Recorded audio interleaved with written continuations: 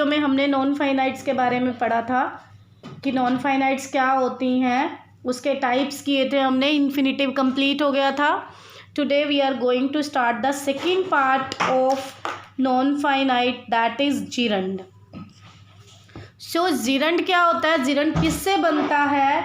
Gerund is formed by adding I N G with the base verb, कि base verb के साथ ING को add करने पर जिरंड बन जाता है। फॉर एग्जाम्पल, अगर मैं फियर के साथ आईएनजी ऐड करती हूँ तो फियरिंग, टेकिंग, मेकिंग। जब आप बेस वर्ब के साथ आईएनजी ऐड कर देते हो दैट बिकम्स जिरंड। अब मैंने आपको पहले ही बताया था कि नॉन फाइनाइट्स जो हैं वो ऐसी वर्ब्स होती हैं जो वर्ब होके भी वर्ब का काम नहीं करती। इन्फिनिटिव्स वर्क एज अ नाउन, हमने पढ़ लिया है कि इन्फिनिटिव्स जो हैं वो नाउन का काम करते हैं, बट वो होते क्या हैं? 2 + V1, और बेयर इन्फिनिटिव में ओनली V1 आती है विदाउट 2। अब बात करते हैं जिरंड की, तो जिरंड क्या होता है? Gerund is also a verb, verb भी है बट ये नॉन फाइनाइट है, तो नॉन फाइनाइट वर्ब्स होके भी वर्ब का काम नहीं करती। तो जिरंड भी बेस वर्ब के साथ आईएनजी लगाने से बनता है और वर्ब का काम नहीं करेगा, ये नाउन का काम करेगा।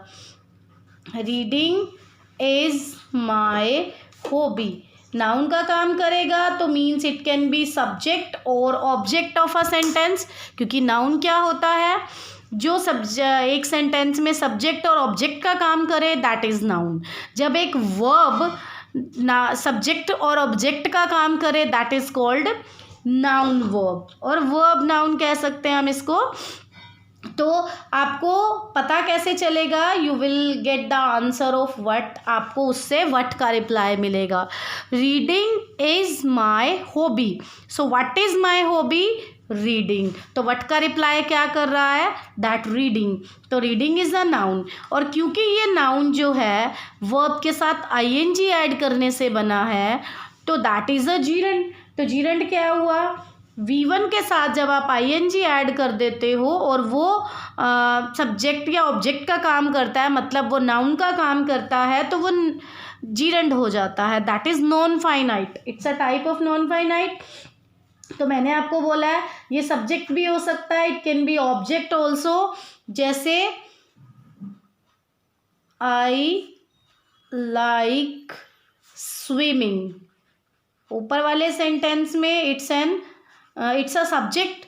अब आई लाइक व्हाट, मुझे क्या पसंद है? स्विमिंग करना। तो स्विमिंग क्यों जो है वो ऑब्जेक्ट है और ये आईएनजी से बना है, तो ये जिरंड है। तो जिरंड क्लियर हुआ बेटा कि जब V1 के साथ आईएनजी ऐड कर दिया जाता है तब क्या बन जाता है? वो जिरंड बन जाता है, और ये नाउन का काम करता है always.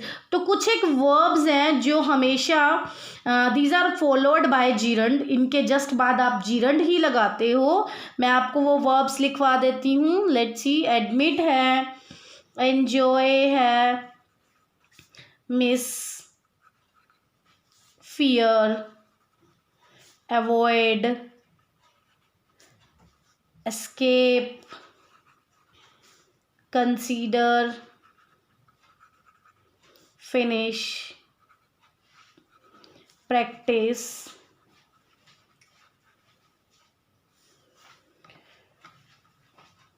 delay, risk, deny, mind, suggest,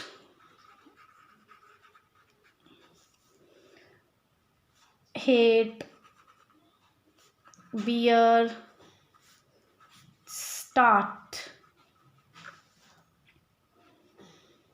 omit, learn, dislike, love, fear and prefer। इन सब वर्ब्स के बाद आप जिरंड का यूज़ करते हो। For example, would you mind.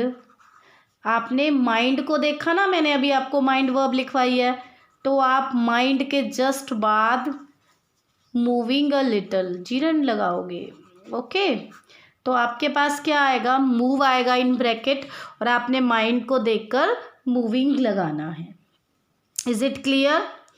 तो next is participle.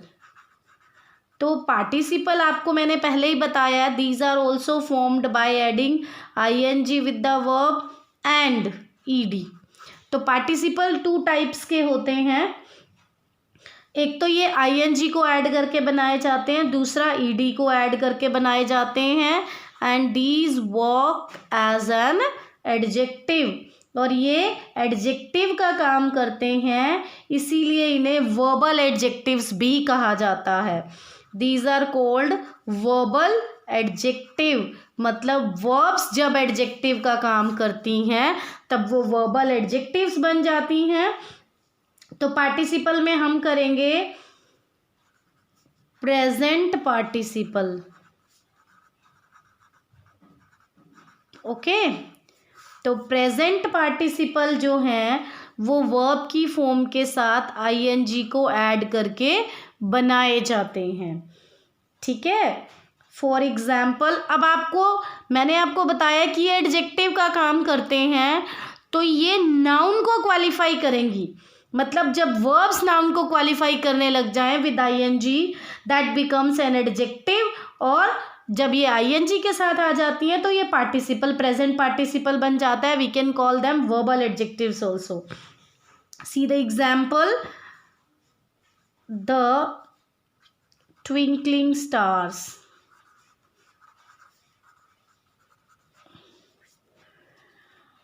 were clearly visible। Stars कैसे थे, ट्विंकलिंग, चमकते हुए। अब ये जो ट्विंकल वर्ब के साथ ing लग गया है और इन स्टार्स को क्वालिफाई कर रहा है, तो ये एडजेक्टिव का काम कर रहा है। तो जब V4 मीन्स V1 के साथ ing लग जाता है और ये एडजेक्टिव का काम करती हैं, that becomes present participle. Let's see one more example, I comforted the crying child। How was the child crying? रोता हुआ। तो जब ये नाउन के साथ लग जाएंगी तब ये पार्टिसिपल बन जाएंगी, प्रेजेंट पार्टिसिपल। क्लियर? तो आपको उसके लिए पता होना चाहिए कि अगर आप इसको नाउन के साथ यूज़ करोगे तो ये एडजेक्टिव का काम करेंगी। पार्टिसिपल्स हमेशा एडजेक्टिव का काम करते हैं। तो नेक्स्ट इज पास्ट पार्टिसिपल। इसका जो सेकंड पार्ट है that is past participle. Past से तो आपको समझ आ ही रहा है कि ये ईडी का यूज़ करके बनती हैं। पार्टिसिपल्स हमेशा एडजेक्टिव का काम करते हैं। जब ईडी लगाने के बाद जो वर्ब बनती है बाय यूजिंग ईडी, वर्ब के साथ ईडी लगाने के बाद जब ये बनती हैं मीन्स ये V3 होती हैं। V3 जब एज एन एडजेक्टिव काम करती हैं that becomes past participle. For example, if I am writing broken egg, how was the egg broken. Egg की क्वालिटी क्या, मतलब एग को क्वालिफाई कर रहा है ये broken. Broken is the V3 ना। तो जब V3 एज एन एडजेक्टिव काम करती है that is past participle. I so a broken egg, मैंने देखा, क्या था तब, अंडा टूटा हुआ था, मतलब मैंने देखा, ब्रोक किया, टूटा हुआ अंडा। तो ये जो ब्रेक है, ब्रेक की V3 होती है ब्रोकन। तो broken egg, how was the egg broken. Broken मतलब ये जो ब्रोकन है एज एन एडजेक्टिव काम कर रहा है। तो जब V3 एज एन एडजेक्टिव काम करती है that is past participle. Let's see one more example, the bounded boy was taken to the hospital। was taken to hospital। तो how was the boy, wounded boy। तो इस boy को qualify ये V3 कर रही है, ये एडजेक्टिव का काम कर रहा है। तो अगर ये एडजेक्टिव का काम कर रहा है दैट इज पास्ट पार्टिसिपल, तो ये पास्ट पार्टिसिपल है। तो पार्टिसिपल्स जो हैं प्रेजेंट भी होते हैं और पास्ट भी होते हैं, ठीक है। इसमें एक थर्ड पार्टिसिपल भी होता है दैट इज परफेक्ट पार्टिसिपल। और ये कैसे बनते हैं परफेक्ट पार्टिसिपल? हैविंग वर्ब के साथ। अब आपको हैविंग लगाना है, हैविंग और हैविंग बीन लगा सकते हो, प्लस में पास्ट पार्टिसिपल मीन्स V3 लगा सकते हो। इसमें दोनों में डिफरेंस क्या होता है? इसमें दो एक्टिविटीज़ होती हैं, तो जो एक्टिविटी पहले होती है उसके साथ आप हैविंग प्लस V3 लगाओगे। Let's see it with example. Having won the match, match को जीतने के बाद the team went to holiday. अब आप देखो, टीम वेंट टू हॉलीडे, कि मैच को जीतने के बाद टीम जो है वो हॉलीडे पर चली गई। तो हैविंग वन वहाँ लगाएंगे जो एक्टिविटी, अब दो एक्टिविटीज़ हुई, पहले टीम ने मैच जीता फिर वो हॉलीडे पे चली गई, तो पहली एक्टिविटी कौन सी हुई? मैच जीतने की, क्योंकि मैच जीतने के बाद वो गए थे ना। तो जो एक्टिविटी पहले होती है वहाँ आप हैविंग प्लस V3 लगाते हैं।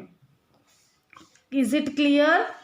तो अब हमारे पास, हमने पार्टिसिपल्स क्लियर कर ली हैं। हमारे पास 3 पार्टिसिपल्स हैं।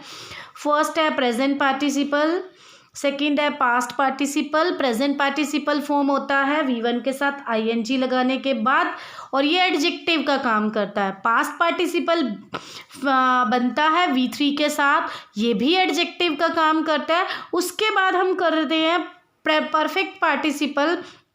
परफेक्ट पार्टिसिपल वहाँ यूज़ होता है when you are having 2 activities, 2 activities होती हैं, और जो पहले एक्टिविटी होती है वहाँ पर आपको परफेक्ट पार्टिसिपल लगाना होता है। Is it clear? तो today we have completed non finites. हमने नॉन फाइनाइट्स के तीनों टाइप्स कर लिए हैं। इन्फिनिटिव्स भी हो गया आपका, जिरेंड भी हो गया है, और पार्टिसिपल भी हो गया है।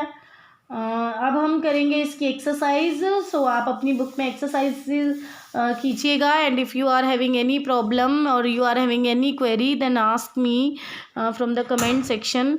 Good bye students.